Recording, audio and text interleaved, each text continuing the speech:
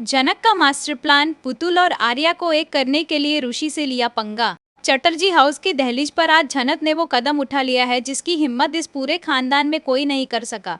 SP ऋषि चटर्जी के खौफ और उनके कड़े अनुशासन के साए में पुतुल की जिंदगी घुट रही है, लेकिन जनक ने ठान लिया है कि वह अपनी ननद का घर उजड़ने नहीं देगी। पुतुल और आर्या का प्यार कोई गुनाह नहीं है, लेकिन ऋषि की नफरत ने इसे एक जुर्म बना दिया है। ऋषि को लगता है कि आर्या ने पुतुल को धोखा दिया है, लेकिन जनक की पारखी नजरों ने आर्या की आंखों में पुतुल के लिए सच्चा पछतावा और बेपनाह मोहब्बत देख ली है। फिजा डेली टॉक के दर्शकों को आज वो मास्टर प्लान देखने को मिलने वाला है जो जनक ने बड़ी खामोशी से बुना है। जनक जानती है कि ऋषि से सीधे टकराना आग में हाथ डालने जैसा है, लेकिन पुतुल के आंसुओं ने उसे मजबूर कर दिया है कि वह ऋषि की नाराजगी मोल लेकर भी इस नामुमकिन काम को मुमकिन कर दिखाए।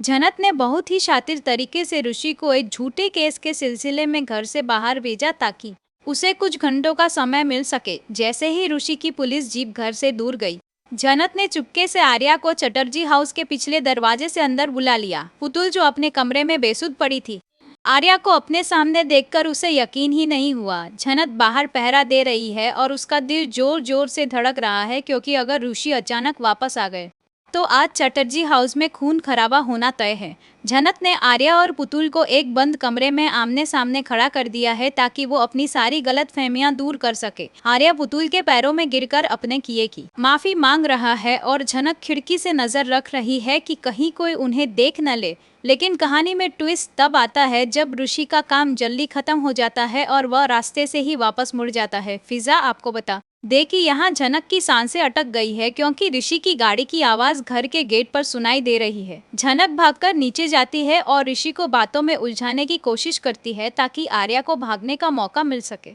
ऋषि को जनक के व्यवहार पर शक होने लगता है, क्योंकि जनक बिना वजह उनसे ऐसी बातें कर रही है जो वो अक्सर नहीं करती।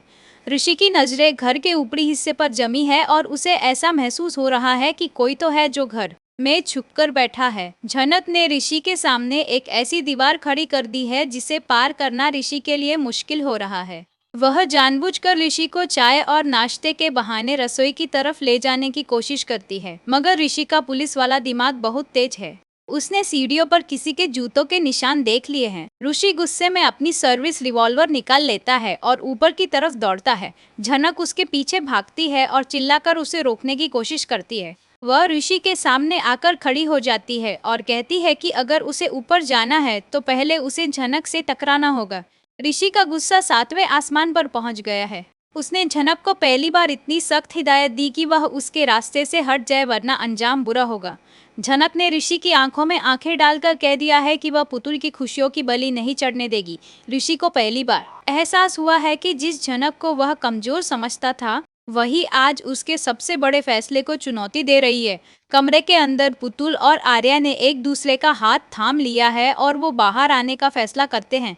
जब ऋषि दरवाजा खोलता है तो उसके सामने पुतुल और आर्या एक साथ खड़े होते हैं और उनके पीछे जनक एक ढाल बनकर खड़ी होती है। ऋषि का हाथ कांपने लगता है, क्योंकि उसने कभी नहीं सोचा था कि उसकी अपनी बहन और उसकी अपनी पत्नी उसके खिलाफ एक हो जाएंगे। जनक ने ऋषि को आईना दिखाते हुए कहा कि कानून सजा देता है, लेकिन प्यार माफ करना सिखाता है। फिजा टेली टॉक की इस रिपोर्ट के अनुसार अब ऋषि के पास दो रास्ते हैं, या तो वह अपनी जिद पर अड़ा रहे और अपनी बहन को हमेशा के लिए खो दे, या फिर जनक के इस मास्टर प्लान को स्वीकार करके आर्या को एक मौका दे। बोस परिवार में अनिरुद्ध भी इस हंगामे की खबर पा चुका है और वह अब इस मौके का फायदा उठाने के लिए तैयार है। आने वाले एपिसोड में जनक का यह पंगा उनके और ऋषि के रिश्ते को किस मोड़ पर ले जाएगा, यह देखना वाकई दिलचस्प होगा।